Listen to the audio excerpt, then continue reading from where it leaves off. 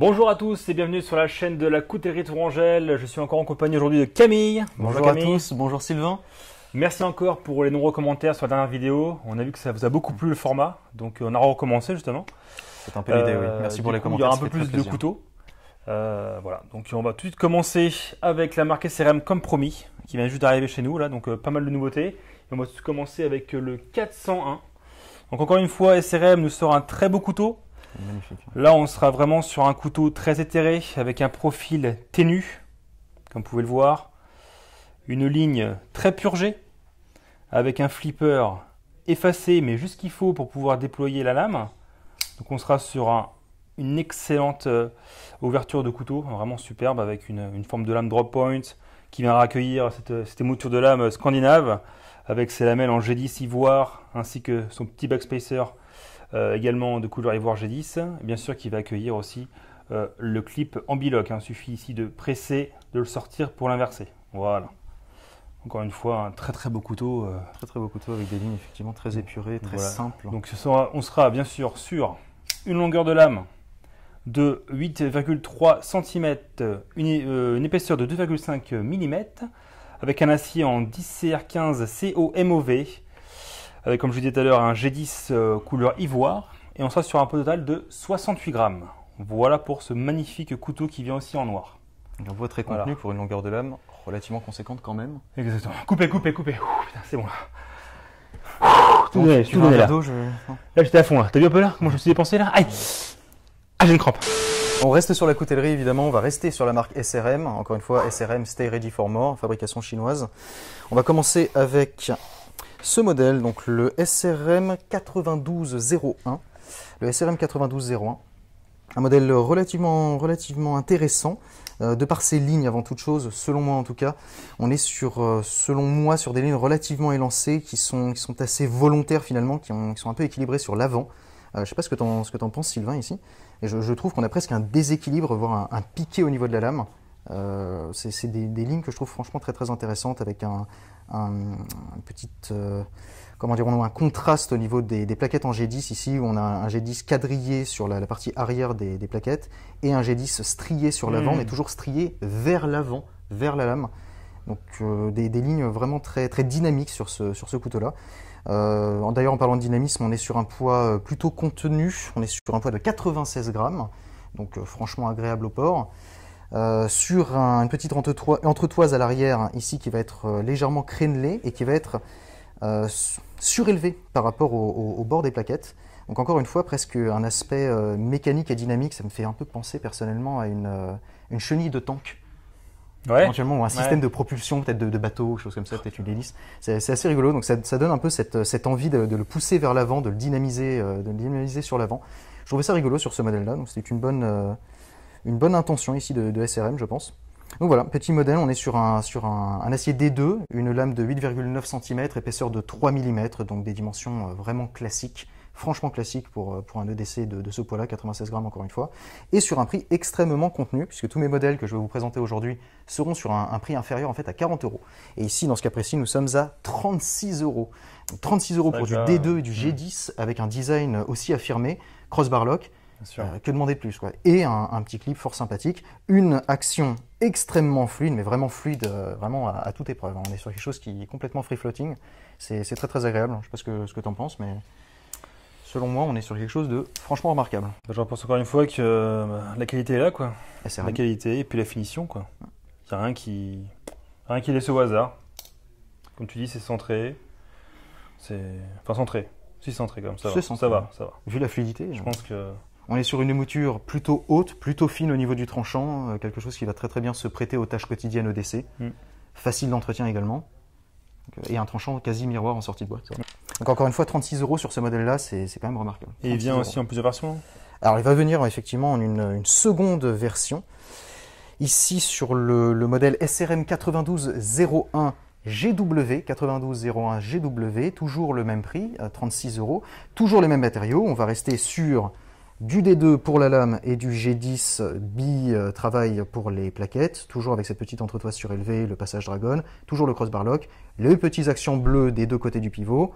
On est sur un pivot d'ailleurs, petite note au passage, en T8, Torx 8, donc quelque chose de relativement solide, de relativement commun également. Donc ce sera facile d'entretien, facile d'ajustement pour le commun des mortels, sans outils particulièrement spécialisés.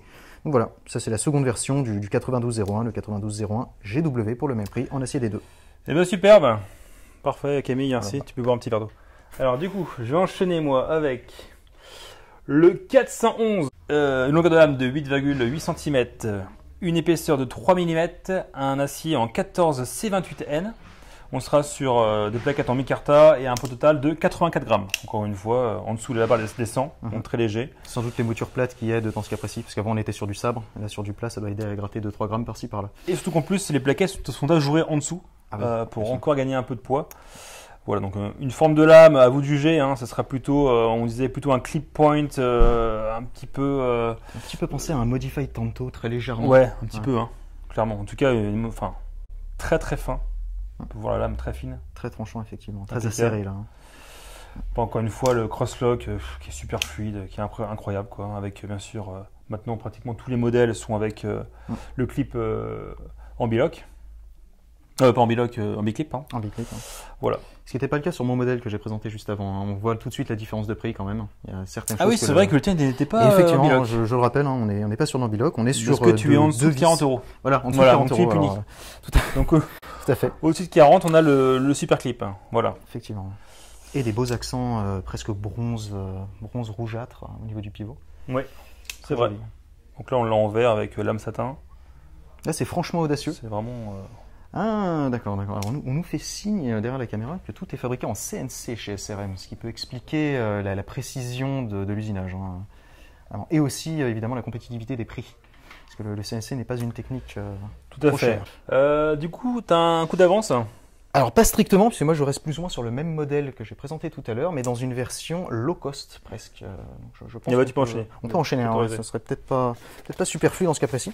Donc on va rester sur du SRM, et on va passer cette fois sur le SRM 9201. Regarde ces feuilles, le débutant. Non, mais juste pour être sûr de ne pas trop dire de bêtises. Toujours le SRM 9201, ici dans une version un peu plus low cost à 22 €. Alors qu'avons-nous pour 22 € 22 chez € SRM en 2020? Je vais faire un peu l'américaine. 22 €. What the hell, man? 22 € en effet. Qu'avons-nous pour 22 € en 2024? Et bien voyons. Donc nous avons un design strictement similaire au modèle précédent que nous avons présenté précédemment. C'est vraiment la même chose en termes de dimension. 8,9 cm de lame, même poids à 96 grammes, pas du tout le même prix, cette fois à 22 €, on est presque à la moitié, et pas les mêmes matériaux, ni pour la lame, ni pour les plaquettes. Sur les plaquettes, nous sommes sur du FRN sculpté tridimensionnel et pyramidal, avec le petit logo SRM qu'on va retrouver indenté finalement tout le long de la plaquette, et du FRN, donc du Fiber Reinforced Nylon, donc du nylon renforcé de fibre de verre, très très costaud, très résistant à l'huile, très résistant aux solvants, très résistant aux UV, toutes les qualités que l'on veut, et même relativement léger, en plus d'être fort peu cher. Donc un matériau relativement intéressant, même s'il n'est pas particulièrement noble.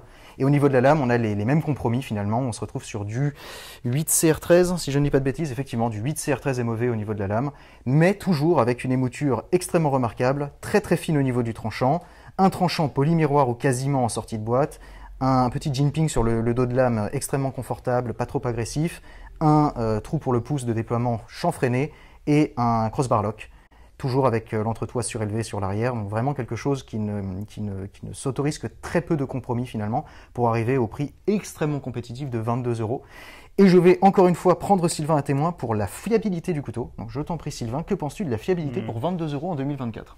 Est-ce que tu respires des fois ça arrive à respirer? Alors ça m'arrive l'air toujours rentre dans les poumons. C'est vrai, d'accord, qui est toujours en champ. En fait, j'ai une c'est incroyable. Comme Voldemort, j'ai une deuxième tête derrière. D'accord. Non, alors la fiabilité, allez, verdict. Verdict, c'est clair, c'est encore abusé quoi. Pour 22 €, c'est superbe. Alors par contre, qu'est-ce que je voulais dire? Ah oui, effectivement, tu as bien noté cette chose-là. C'est que le tranchant est quasiment polymiroir sur pratiquement tous les SRM. Donc c'est vraiment une petite finition à savoir. Et absolument rasoir. On a fait des tests hors champ et croyez-moi, c'est rasoir. C'est vraiment superbe. Donc ouais, convaincu pour 22 €. C'est vraiment superbe. Donc voilà, le 9201 de chez SRM. Mais il ne vendra pas parce que j'ai mieux. Ah, alors fais mieux aussi. À proposer. Surenchaîner, ça, c'est mon petit favori. C'est le 168. 168.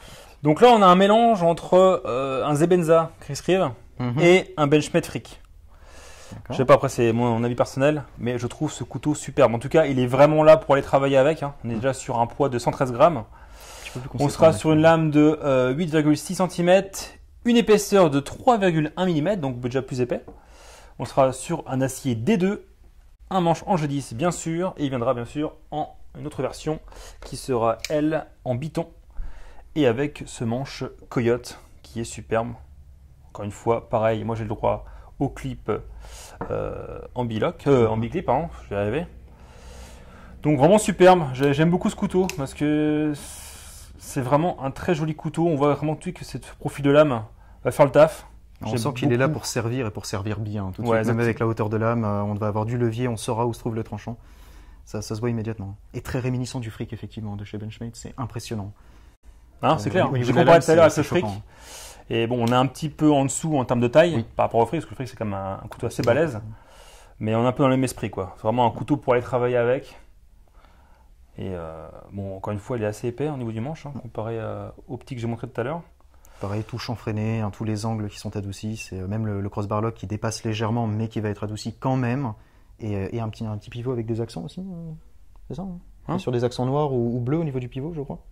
Non, juste noir, ok, donc comptez le noir ici. Donc peut-être un peu plus sobre, un peu plus sommaire justement pour le travail. Ouais, tout à fait. Non, c'est un très très joli couteau. Je pense que ce sera un best-seller dans les prochains jours. Il a de quoi, hein. Il a tout ce qu'il faut pour. C'est encore une fois le prix, par contre, j'ai pas le prix, j'ai pas l'info. On n'a pas le prix sur celui-ci? T'inquiète pas.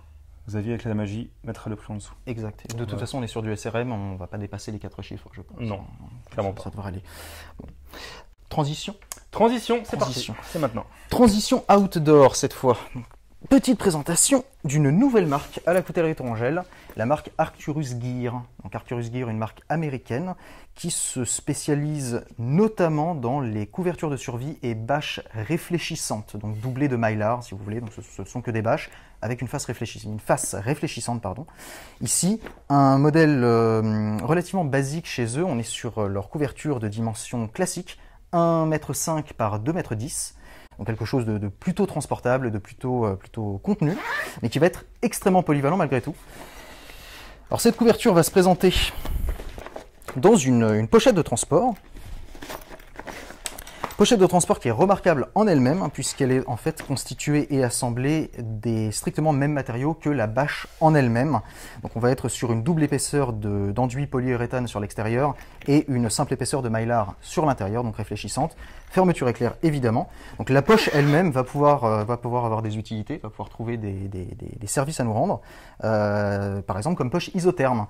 Donc vous avez dû remarquer un peu la similarité avec les sacs isothermes très classiques qu'on trouve dans les supermarchés. Et là on va avoir un peu le même principe où quoi que vous mettiez à l'intérieur, que l'on parle de froid ou de chaud, la température sera maintenue un peu plus, c'est pas étanche quand même. Hein. Ce ne sera pas étanche non plus, ce ne sera pas étanche à l'air, mais ça va quand même être un peu plus efficace qu'un simple. Ça va m'aider d'avoir une pochette, une pochette en plus.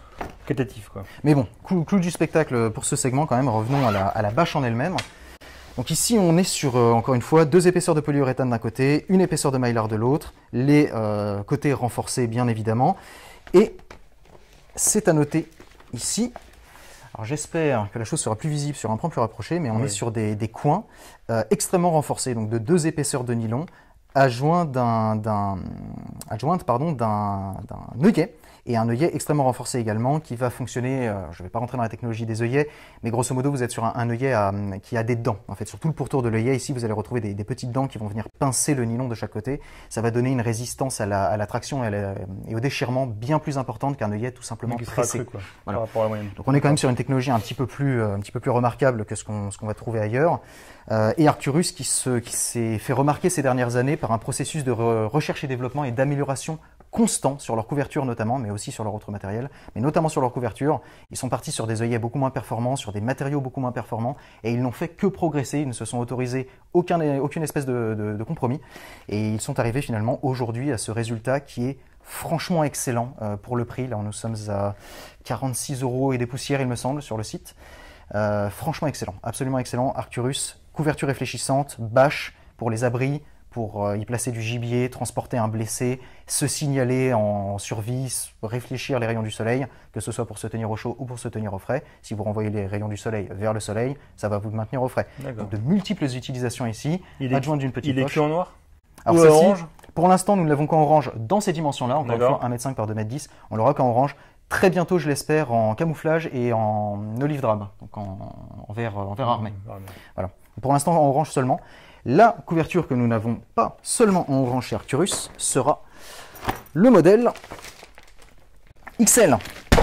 D'accord. Voilà, alors là on est sur de la couverture de compète. Voilà, de compète, hein, D'accord. de bonhomme.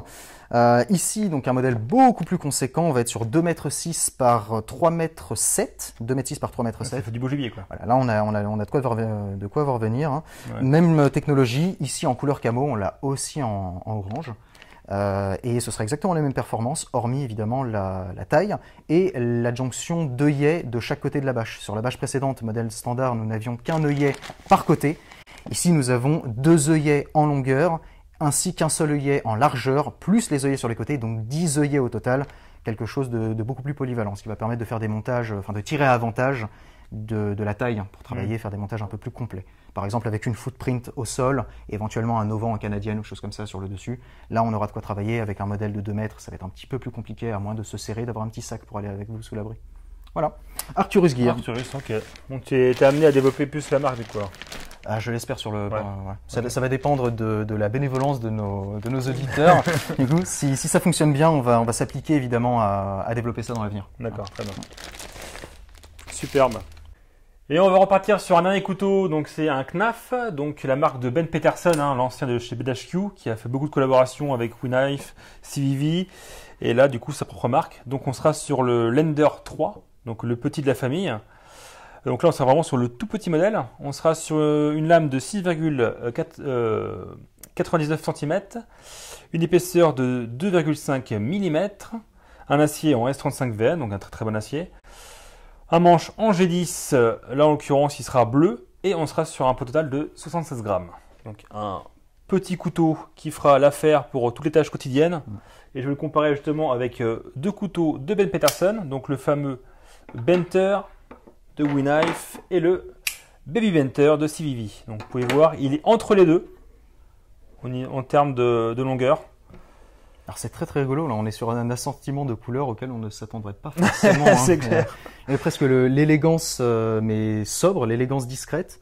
Ici la sobriété incarnée, et là on est sur la fantaisie presque. Hein. C'est joliment dit, effectivement. Alors moi personnellement je suis un grand fan du Benter. Enfin, je l'ai possédé par le passé. Ça fait presque une petite famille en fait. Ouais, c'est ça. Avec Ouais. le père, la maman et puis le gamin en costume d'Halloween. Encore une fois, les designs de Ben Peterson, c'est vraiment des couteaux très sympathiques. Hein. Ils n'ont pas du tout d'influence tactique ou autre. non. C'est vraiment très sympathique. Hein. Très très civil, très gentil. Ouais, pareil aussi chez Civi, il y a le Sandy qui est très sympa. Donc voilà, pour les amoureux des petits couteaux qui sont efficaces, toujours pareil avec le système Clutch Lock. Donc voilà, c'est encore une variété de l'Axis.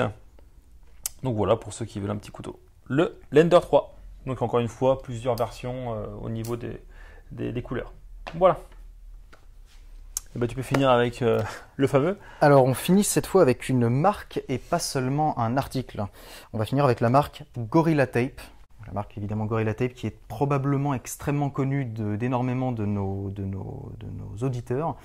Gorilla Tape qui est, selon moi et selon mon expérience, plus ou moins la meilleure marque de duct tape du monde, accessible aux civils en tout cas, et accessible en France également. Donc, Gorilla Tape, excellente marque de scotch, alors tout simplement. Mais pourquoi du scotch finalement? Qu'est-ce qu'il a de si remarquable? Après tout, ce n'est que du scotch. En fait, ce n'est pas que du scotch. Le scotch n'est limité dans ses utilisations que par la créativité de l'utilisateur, vraiment. Et j'ai préparé quelques petits exemples pour essayer de le démontrer. Donc, ici, un exemple Tape. où je suis très fan. J'ai testé tout à l'heure, c'est vraiment incroyable. Ok, très bien. Je ne connaissais pas, donc... Tu nous feras la démonstration du coup. Tout à fait. Alors ici un exemple, juste un exemple, parce que nous avons beaucoup de modèles de chez Gorilla Tape, un rouleau de 9 mètres par 2,5 cm de large, donc quelque chose de très classique. Pour l'instant nous n'avons que de la couleur noire dans cette dimension-là. On va être sur un rouleau relativement transportable, 9 mètres, on a de quoi voir venir, sans s'alourdir outre mesure, et en fait 1 pouce de large, donc c'est une dimension standard aux États-Unis, on va le retrouver dans beaucoup d'applications. Un rouleau, voilà, ici à 10,95 €, c'est l'entrée de gamme chez Gorilla Tape et on va ensuite monter en dimension et donc en prix. Quelques exemples avant de passer aux utilisations pratiques. On va avoir du Clear Tape, donc c'est du Gorilla Tape, même caractéristiques, strictement les mêmes caractéristiques, mais totalement invisible, finalement, totalement transparent, translucide. Ah ouais, d'accord, ok. Voilà, mais c'est strictement les mêmes caractéristiques, c'est très intéressant. Donc on ne sacrifie absolument rien en termes de solidité, on ne sacrifie rien en termes de résistance à l'eau, en termes d'adhérence, même pas en termes de poids, mais on est sur quelque chose d'un peu plus cher évidemment, mais de totalement transparent. Donc, par exemple pour des utilisations en art ou sur des aquariums, des surfaces vitrées, des surfaces qu'on veut garder transparentes sur un pare-brise par exemple, ça peut avoir son intérêt. Donc, voilà, Gorilla Tape transparent, crystal clear. Ici une version camo, donc sur un rouleau un peu plus conséquent, mais pareil, camo Real Tree, Mossy Oak. Voilà. C'est pareil, même caractéristique, du ruban toilé, double épaisseur d'adhésif, extrêmement costaud, relativement réutilisable selon l'utilisation que vous en faites, résistant aux UV, résistant à l'eau, résistant à la température, et ainsi de suite, et ainsi de suite. Gorilla Tape, on ne le présente plus, mais ici en version camouflage Mossy Oak. Ok. Voilà. Le gros rouleau, alors ça je sais qu'il va te plaire Sylvain, parce que celui-ci on peut le mettre sur les barres à la salle, il n'y a pas de souci là. Rouleau de 32 mètres de long, voilà, à 33 € et des poussières, donc on commence à être sur un petit budget, mais on a de quoi faire ici, hein. On a largement de quoi travailler. Donc là un exemple de gros rouleau bien mastoc, là vous trouverez des applications typiquement en overlanding, dans un 4x4, dans un camion, peut-être même sur un lieu de travail, sur un chantier, ce genre de choses. Là, vous allez trouver des applications. Dans un sac à dos, ça risque d'être un peu excessif peut-être. Bon. Donc voilà, toujours en couleur noire, toujours même. On peut très bien avoir ça chez nous en réserve. Ou à la maison, effectivement. Prendre des bandes qu'on entoure autour des cartes des petites cartes de fidélité, par exemple. Une vieille carte téléphonique, quelque chose comme ça. Les fous dans le SDC, les sacs à dos. Tout à fait. Tout bien classique, quoi. Donc voilà, une grosse réserve à domicile, pourquoi pas. On va passer aux applications pratiques. Allez, on passe aux applications pratiques. Première application pratique, un petit exemple. Alors qu'est-ce que c'est que ça? Je dirais que c'est pour faire un bandage, non? Alors ça pourrait, un bandage posé inclusif. sur un carreau. Ça pourrait aussi. Péter. Pour éviter les bris de glace, effectivement, pourquoi pas. Mais ça n'était pas l'application que j'avais en tête, même si les tiennes sont excellentes. Une cible. Alors le cible, bien sûr. Tout à fait. Peut-être pas jusque-là. Je sais pas, du coup c'est pourquoi. Alors en fait, je l'avais imaginé comme plateau de préparation de feu. Donc si vous avez de l'amadou par exemple et vous commencez à préparer à gratter mettons un champignon ou du bois gras ou même un allume-feu industriel, vous allez pouvoir éviter que le vent disperse voire que votre souffle même disperse vos petits copeaux, et donc les garder en place pour pouvoir allumer votre feu. Petit bonus, le duct tape va être extrêmement inflammable. Donc effectivement, tu as mis les côtés non adhérents sur le dessus. Voilà, ça permet de l'adhérer au sol de la forêt. Voilà. Et après, donc, on prépare le feu, on le lance, on met son bois dessus et le duct tape disparaît en même temps que le reste. C'est pas mal. Très intéressant. Voilà, un exemple. Ça va bien en plus. Autre exemple, pour rester dans le domaine de la coutellerie. Un étui improvisé, donc c'est juste un bout de carton replié sur lui-même, légèrement renforcé de Gorilla Tape sur les côtés, sur les coins, et avec une petite boucle improvisée, donc pour le port à la ceinture par exemple, et on se retrouve sur quelque chose qui va être fonctionnel, sans être idéal ou particulièrement esthétique, mais quelque chose de quand même fonctionnel qui va voilà. Un truc un peu plus insolite, quoi. C'est un peu insolite, mais ça servira en cas de besoin, parce qu'il n'y a rien de pire que ça. C'est pour montrer en fait l'imagination, quoi. Si vous avez vraiment. Voilà. Si vous avez de l'imagination, si vous avez un peu de matériaux et un sens esthétique ça, je dirais que je valide. Pas trop présent. C'est intéressant. C'est rigolo. Ça prend plein de choses. Voilà, un petit étui improvisé. D'autres applications encore une fois. Alors là, tout simplement des petits bouts repliés sur eux-mêmes. Pourquoi? En tant qu'allume-feu, tout simplement. Donc ici, par exemple, juste une boucle, tout bête. Vous la placez ici, vous allumez le bord et ça va se consumer petit à petit vers le bas en restant bien oxygéné quand même. Ça vous donnera 2-3 minutes de flamme bien conséquente avec une fumée noire, c'est à noter. Et vous allez pouvoir allumer un feu. Donc voilà, des petits bouts de duct tape comme allume-feu. Toujours bon à garder à l'esprit. Ici, une application, peut-être un peu plus tactique. Ici, donc, en application blackout, donc pour empêcher la lumière de passer ou pour rendre des objets moins visibles, tout simplement. Donc là, j'ai pris une petite lampe Olight en aluminium anodisé orange, extrêmement visible comme exemple. Et on voit le contraste évidemment entre la partie orange et la partie recouverte de duct tape. Donc pour anonymiser ou rendre plus discret des objets un petit peu trop visibles à notre goût selon les circonstances, pourquoi pas? Ça fonctionnerait sur des phares de voiture par exemple, sur des vitres en cas de troubles sociaux par exemple. Il y a plein d'applications pour ces choses-là. Une petite application à garder en tête. C'est tout noir, c'est opaque, ça fonctionne. D'accord. Encore un exemple tout bête. Pour garder des piles, voilà, tout simplement, ça évite qu'elles se touchent, qu'elles fassent court-circuit et qu'elles se mettent à fuir dans votre sac. Et de les perdre aussi accessoirement. Donc juste un petit assemblage pour des piles. On continue sur le feu. Il y a de quoi dire sur le duct tape. Il y a de quoi dire effectivement. Donc sur le feu, on a ici un ferrorod, un Firesteel et un briquet Big to Bet. Des applications, donc encore une fois comme allume-feu, donc avoir une réserve de Gorilla Tape sur votre moyen d'ignition peut vous servir d'allume-feu. Et vous allez aussi pouvoir fabriquer des petits montages comme cela qui vont vous permettre d'accrocher votre briquet ou de le rendre un petit peu plus visible, voire de vous en servir éventuellement de le lâcher pendant que vous tripotez votre feu, sans le perdre et sans l'égarer sur le sol de la forêt. Donc, des petits montages comme ça que je trouve relativement rigolos. Ça, je fais ça sur tous les briquets bic que j'inclus dans tous mes kits. C'est standard. Même chose pour les ferrorods, sont standards sur tous mes ferrorods. Une poignée en fait assemblée en duct tape qui va servir d'allume-feu, qui va servir de plein de choses, mais aussi de d'augmentation de préhension sur l'extrémité du Fire Steel. Ça permet, même les mains gelées ou même avec des gants ou les mains mouillées par exemple, de garder une très très bonne préhension sur le moyen d'ignition. On continue sur les applications premiers soins. Un bandage triangulaire, relativement peu triangulaire ici, mais un bandage triangulaire, pourquoi pas en fait, pour supporter un membre qui serait luxé ou qui serait endommagé d'une manière ou d'une autre. Bon, tout simplement, c'est tout bête, mais en premier soin, vous avez énormément d'applications. J'espère ne pas trop attaquer le micro, je suis désolé. Mais voilà, donc une application, ça va pouvoir permettre de faire tenir des bandages sur des extrémités, ou éventuellement, alors, je ne sais pas si ce sera très évocateur, excuse-moi Sylvain, pour sceller par exemple des vêtements. Ah oui. Voilà, alors ici, à la caméra, donc pour empêcher les tiques de rentrer ou l'eau de pénétrer ou les débris, voilà, si vous êtes dans une forêt de résineux par exemple. Oui, c'est pas encore l'heure du repas. C'est parti, on y va. Ah non, on a dit qu'on se maintenait aux protéines en poudre. Merci beaucoup. Donc voilà, des applications premiers soins, des applications en étanchéification de matériel. On sait bien que tout ce qui est avec adhérent comme ça, adhésif, on peut faire plein de choses. On peut faire plein de choses, vraiment. Et de soins. Allez, une ou deux pour finir, et je vais finir avec celle que tu as préférée. Ah. Est-ce qu'il est à l'envers? Est-ce qu'il est à l'endroit? Je crois qu'on est bon. Les applications en écriture ou pour laisser des messages, tout simplement, donc sur diverses surfaces. Si vous n'avez pas de marqueur ou si un marqueur ou un crayon ne fonctionnera pas sur la surface en question, vous pouvez laisser des messages ici. Un exemple tout bête, ça peut se faire sur un arbre, ça peut se faire sur un pare-brise, sur beaucoup d'autres surfaces, voire sur la couverture Arcturus dont on a parlé tout à l'heure. Vous prenez la face orange, vous la tournez vers le ciel et vous écrivez votre message en duct tape, croyez-moi que ce sera bien visible. Donc voilà, petite application en signalétique, signalisation. Et pour finir, je te laisse les honneurs Sylvain. Ah merci. Ça, c'est vraiment une superbe idée, excellente. Donc, un marteau d'improvisation. Non, vraiment, c'est ça. ce système, alors je ne connaissais pas du tout ce système de prendre une algène avec une lampe au cul, pardon, une lampe collée dessus, du coup scotchée en l'occurrence, hein, et du coup, voilà, ça fait une lanterne.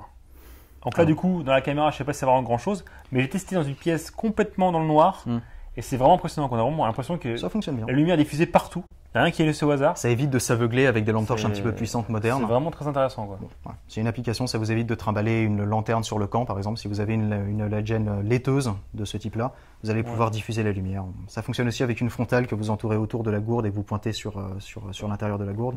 Voilà. Petite application. Ça peut servir éventuellement pour guider des véhicules. Oui, pourquoi pas. Des avions. Tu sais que dans les... Ça pourrait en plus pour baliser une route ou un chemin. L'entrée d'un camp, tout bête. Non, c'est vraiment intéressant. Voilà. C'est tout bête, il fallait y penser, quoi. Encore une fois, le skill, quoi. Voilà, le skill, on peut vraiment avoir plein de matos, mais si on n'a pas de skill et pas de tête, j'insiste, avec le duct tape, avec le Gorilla Tape, vous êtes sur une limite qui ne va venir que de l'imagination de l'utilisateur. Vraiment, le Gorilla Tape, vous avez toute la qualité possible, toutes les caractéristiques nécessaires pour s'adapter à toutes les situations, et le facteur limitant sera la créativité et l'imagination de l'utilisateur. J'insiste là-dessus. C'est un type de matériel qui me tient beaucoup à cœur, justement parce que elle encourage la réflexion personnelle et l'improvisation. Oui, c'est aussi que tu as reçu un gros chèque de Gorilla Tape. Alors c'est plutôt moi qui leur en ai envoyé un justement pour constituer le stock que j'espère voir diminuer extrêmement vite. Je compte sur vous, chers viewers, hein, n'est-ce pas? On compte sur vous. Hein. Excellent. Voilà les applications Gorilla Tape. Écoutez, merci encore d'avoir regardé la vidéo jusqu'au bout. Merci à vous. Et on se dit à la prochaine pour une prochaine vidéo. Qui sera encore une fois très rapide à venir. Parce qu'en ce moment, on l'espère. Avec grand plaisir. Voilà, encore une fois, merci pour les commentaires, c'est très intéressant. Vous avez vu, on s'écoute. Hein. On a viré la musique de fond. C'est vrai qu'elle était un peu désagréable. On espère que le son sera meilleur pour cette vidéo. Et en tout cas, voilà, on vous écoute. Et merci de votre fidélité. Et on se dit à la prochaine. Allez, à la prochaine. Merci à vous.